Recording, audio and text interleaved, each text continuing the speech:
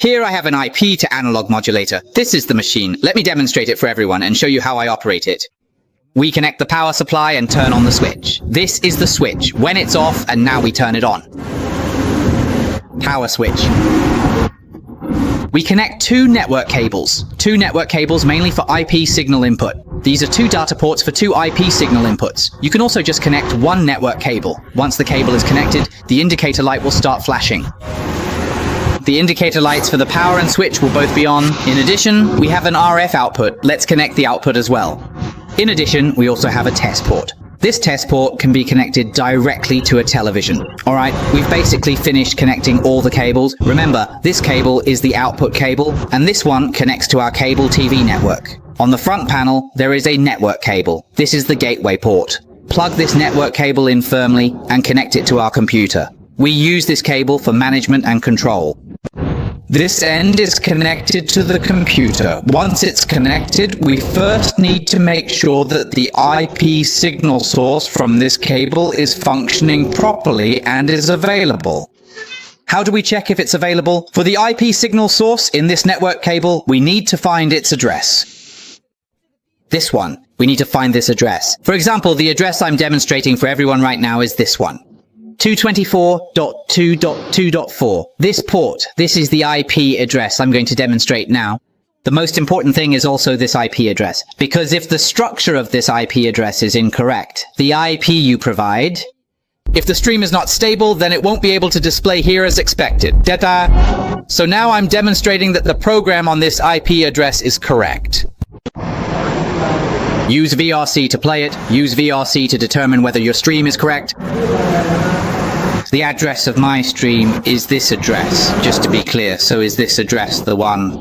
We're about to enter this address into the device's address bar, so we must make sure it's working properly. This is the most crucial and core part. Okay, I've entered the address. Now I'll play it to see if the stream loads. Okay, the stream is working properly. My stream address is indeed correct, and the stream is currently stable, right? Now, let's open Firefox and use the Firefox web browser on your computer. Enter it! Actually, it's the network management address of our device, 192.168.0.136. Enter it. Press enter. Okay, well, alright then. Then we click on the IP input, and we need to enter this IP address into the field.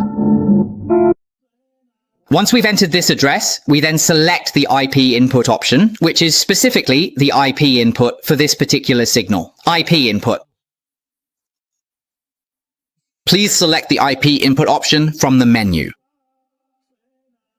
Select channel 1. This machine has 32 channels in total, so we choose channel 1. In channel 1, add the program IP stream. The address we just used was 22.4. That's the address. This is the address. So this is the address we use.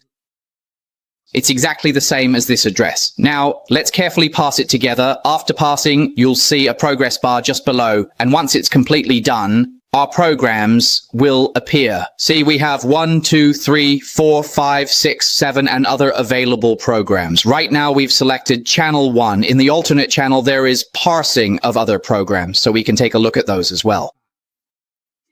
It's this channel, and add it into here. Okay, now we have all the programs in here. Now our programs have been transferred over. Let's take a look at our panel. That panel is now the operation panel, so let's go back.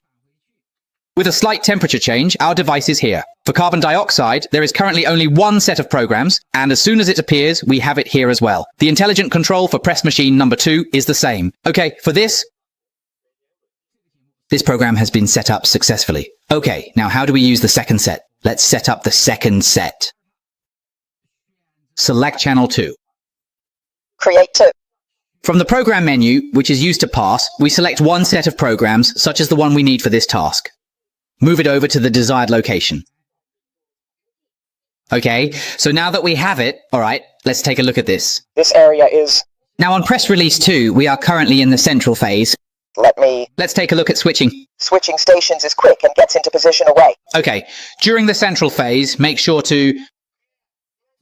During the central phase, the code is 7+2, so we are all at central 17. Everyone, please pay close attention. For this part, the operation during the central phase is very simple, just like this. There is one main thing. First, we need to ensure that the program we input via IP is stable and usable. I have someone available who can connect it for us, and then we use VRC right here to play it and confirm that it's okay with no problem at all. Once we are sure there are no issues, we simply add it here to each individual channel, just like that, and that's the process we follow.